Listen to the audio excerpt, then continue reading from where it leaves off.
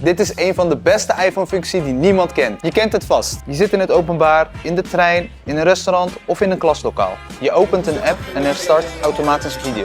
En natuurlijk staat je volume keihard. Maar wat veel mensen niet weten, je kunt de volume per app instellen. Kijk maar, als je nu TikTok opent, gaat de volume automatisch omlaag. Zo stel je dat in. Open opdrachten, ga naar automatisering, tik op nieuwe automatisering of het plusje.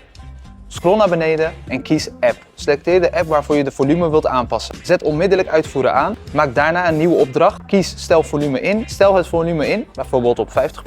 Je kunt dit instellen van 0 tot 100%. En klaar.